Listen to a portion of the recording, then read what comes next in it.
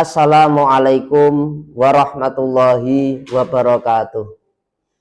Innal hamdalillah nahmaduhu wa nasta'inuhu wa nastaghfiruh.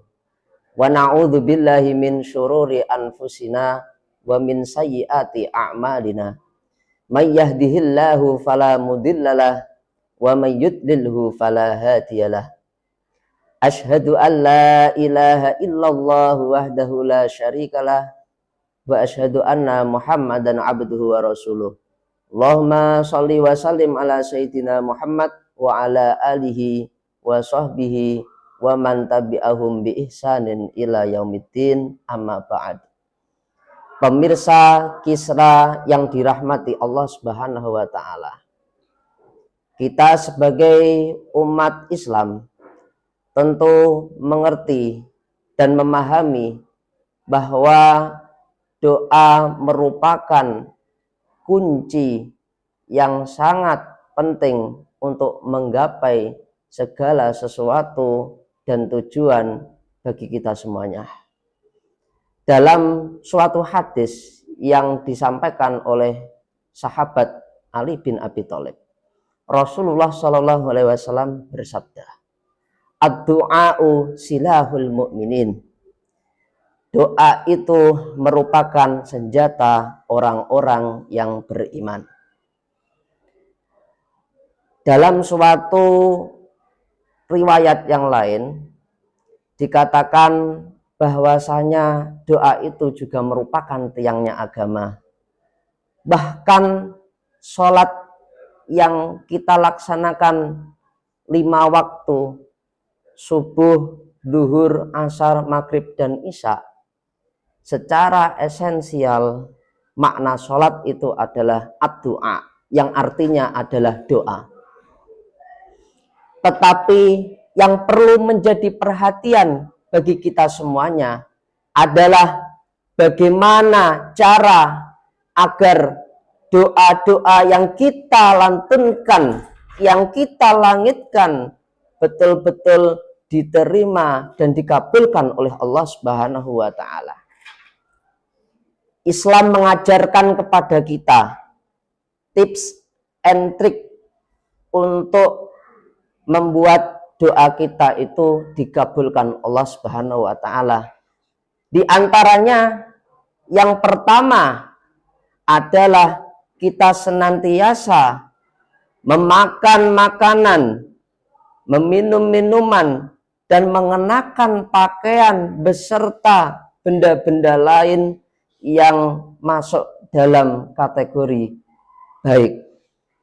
Arti baik di sini adalah tidak ada unsur riya dan ujub.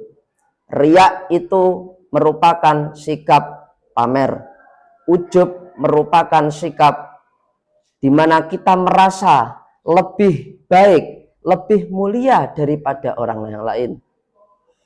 Oleh karena itu, kita harus memperhatikan apakah dalam perilaku kita sehari-hari, apakah di dalam haliyah kita, dalam menjalani kehidupan berbangsa, bernegara maupun beragama, sudahkah kita itu menerapkan nilai-nilai untuk menghindari sikap ujub dan riya itu?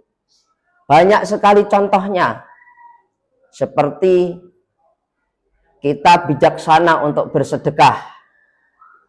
Bijaksana di sini kita tentu terus untuk memacu diri dengan cara introspeksi, muhasabah. Apakah sedekah kita itu sudah ikhlas? Apakah sedekah kita itu sudah betul-betul karena Allah Subhanahu wa taala atau karena makhluk? Atau karena hal lain yang sifatnya itu duniawi. Berikutnya yang kedua adalah dari hal-hal yang dihalalkan secara syariat Islam. Baik makanan, minuman, pakaian, maupun segala sesuatu yang melekat pada diri kita. Kita harus melihat apakah dalam diri kita itu masih ada unsur-unsur yang di situ jelas adanya hukum haram ataupun kita sudah berusaha untuk menghindarinya. Haram di sini ada dua, pemirsa Kisra rahimakumullah. Yang pertama adalah haram zatnya, seperti makan makanan yang diharamkan secara syariat Islam, baik itu daging anjing, daging celeng maupun sebangsanya.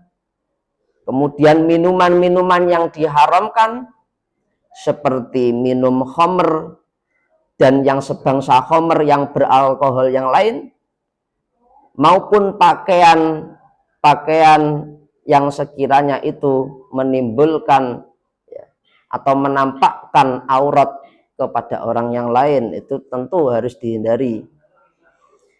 Yang kedua adalah haram cara memperolehnya. Di sini kita bisa melihat fakta sekaligus realita di masyarakat kita, bahwa mungkin banyak yang selalu melakukan tindakan-tindakan positif seperti bersedekah, membantu meringankan beban tanggung jawab orang lain, tapi melalui jalan yang haram. Mencuri untuk tujuan bersedekah itu termasuk juga haram. Barang curiannya itu untuk disedekahkan kepada fakir miskin, itulah yang dalam hal ini menjadi titik keharaman.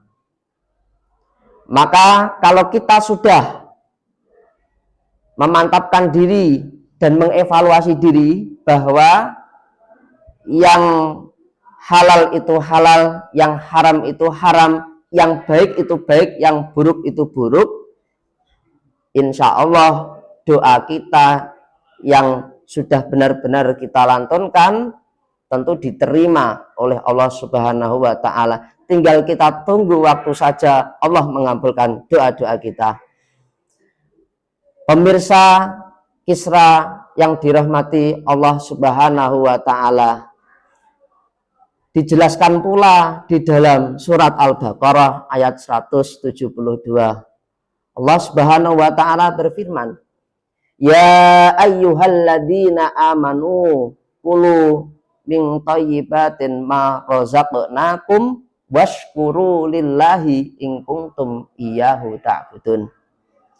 Wahai orang-orang yang beriman, makanlah dari makanan-makanan yang baik yang telah kami berikan kepada kalian, dan bersyukurlah kepada Allah jika engkau hanya beribadah kepada Allah Subhanahu wa Ta'ala.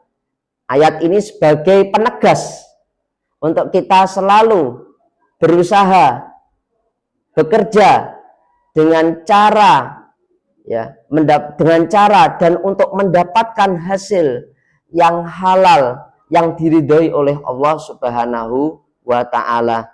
Tujuannya sudah sangat jelas, agar doa kita itu diterima oleh Allah Subhanahu wa Ta'ala. Berat sekali kalau doa kita itu tidak diterima Allah Subhanahu wa Ta'ala. Beribu-ribu kali, bahkan berjuta-juta kali kita minta ya Rob, ya Rob, Allah tidak akan bergeming. Allah berpaling dari kita sebab kita tidak mau untuk sadar diri. Ada kisah menarik bahwa dulu pada zaman Rasulullah SAW ada laki-laki yang rambutnya itu kusut dan kotor pakaiannya. Dia melakukan perjalanan rihlah yang amat jauh sekali. Ketika itu dia juga melakukan ritual berdoa, memohon ya Rob, ya Rob, meminta agar dia diberikan rezeki, diberikan kesehatan, diberikan apapun yang diinginkan oleh laki-laki tersebut. tetapi Allah tidak mengabulkan keinginan lelaki tersebut sebab dia memakan dan mengenakan pakaian yang diharamkan secara syariat Islam. Bahkan Rasulullah Shallallahu Alaihi Wasallam sampai mengatakan dengan gaya atau model bahasa menyindir, bagaimana mungkin doa orang tersebut itu dikabulkan. Ini adalah balaghah yang mana menunjukkan bahwa tidak mungkin orang yang berdoa walaupun dia itu dengan keadaan yang kusut, yang kotor, dengan pakaian yang tidak selayaknya dipakai oleh orang yang normal, semata-mata dia ingin berdoa agar dikabulkan. Hayhata, jauh sekali itu. Tidak mungkin Allah akan mengabulkan. Pemirsa kisah inspiratif yang dirahmati Allah, mari kita dalam tarhib Ramadan, menyambut Ramadan ini dengan sukacita, kita semuanya kembali untuk melihat diri kita masing-masing. Apakah kita itu sudah sesuai dengan ajaran yang dibawa oleh Rasulullah Shallallahu Alaihi Wasallam, atau masihkah kita itu jauh dari hal tersebut? Mari kita melihat, mari kita bercermin ke diri kita masing-masing. Semoga setelah kegiatan Kisra ini betul-betul kita mendapatkan perbaikan dan perubahan, sehingga Syawal nanti yang merupakan peningkatan, ketakwaan kita meningkat, kebaikan kita meningkat, dan juga beribadah kita meningkat kepada Allah Subhanahu wa taala. Terima kasih, sekian yang dapat saya sampaikan. Kurang lebihnya mohon maaf. Wallahul muwafiq ila aqwamit thoriq. Wassalamualaikum warahmatullahi wabarakatuh.